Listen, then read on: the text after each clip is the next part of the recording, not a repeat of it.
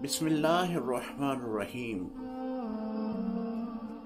मियाँ वाली में 5 दिन की बच्ची जिसको 5 ही गोलियां मारकर उसके बाप ने ही उसे शहीद कर दिया, सिर्फ इसलिए कि बेटी क्यों पैदा हुई है। दिल खून के आंसू रो रहा है। इस माहौल में भी वो अरब का पुराना माहौल जो हुजूर अलैहिस्सलाम के ज़माना अक़दस अलाने नबूवत से पहले का था, उस तरह के ज़हन रखने वाले आज भी मौजूद हैं। बेटियां तो रहमत होती हैं। बेटा तो हो सकता है कि तुझे कल को अपने घर से निकाल दे, हो सकता है कि बेटा तुझे खाना ना दे, तू बीमार हो तुझे दवाई लाकर ना दे, तू बेटे को बुलाए लेकिन बेटा अपने दोस्तों को तरजीह दे, तू बेटे को देखना चाहे लेकिन बेटा तुझे ना देखना चाहे। लेकिन बेटियां तो रहमत हैं। बेटी से पूछो कि बेटी अपने बाप के मुतल्लक क्या प्यार रखती है। हजरत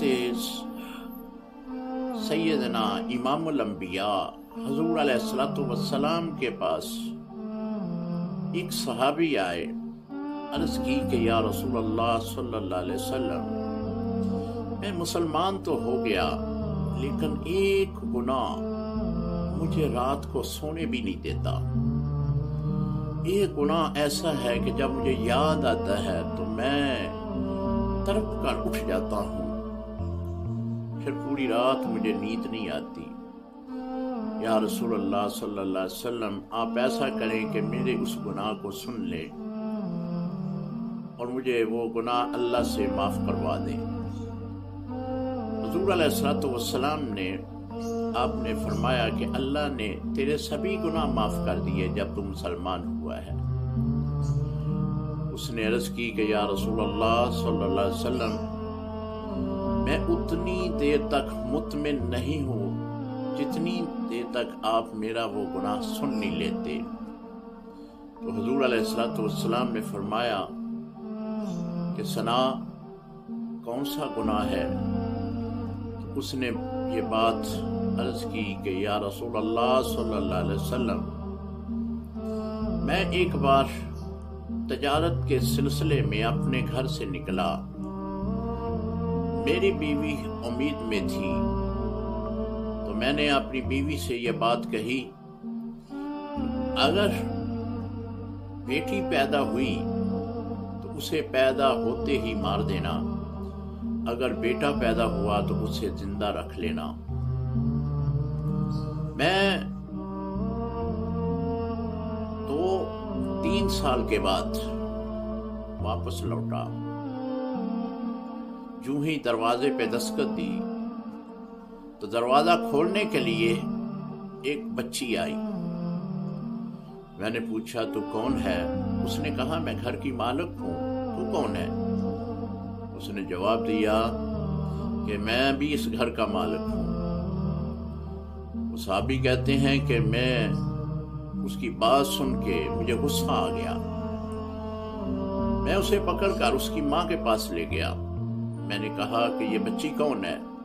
उसने कहा कि ये वही बच्ची है जिसके बारे में तू कह कर गया था कि इसे मार डालना, लेकिन मैं माँ हूं और मैं इसको मार नहीं सकी।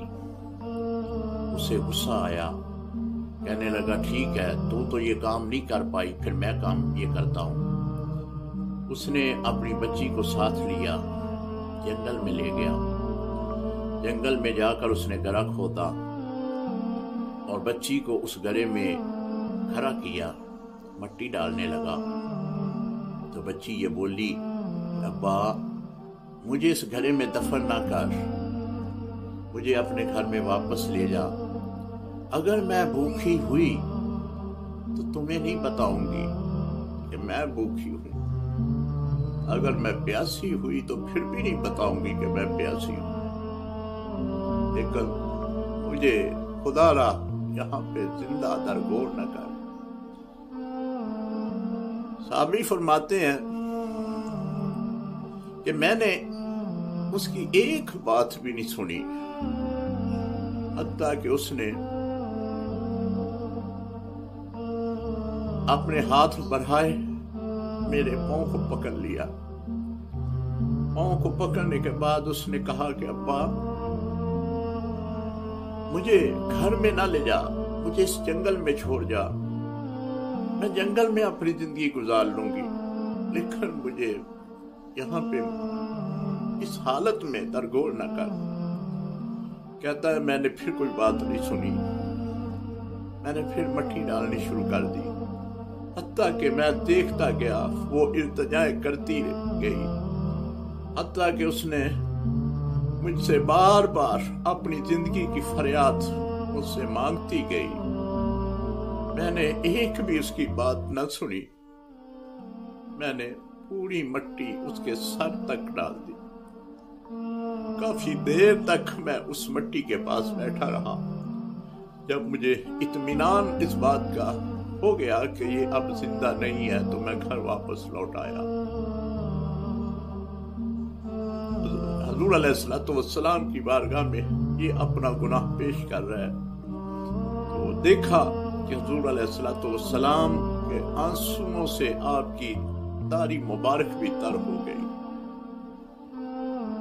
آپ نے اپنا رخ انور دوسری طرف پھیرا، آپ کافی دیر تک اس واقعہ کو سن کر روتے رہے۔ وہ بیٹیاں تو رحمت ہیں، جس گھر میں بیٹی پیدا ہو وہاں اللہ کی خصوصی رحمتوں کا نزول ہوتا ہے۔ اللہ سے دعا ہے کہ اللہ تعالیٰ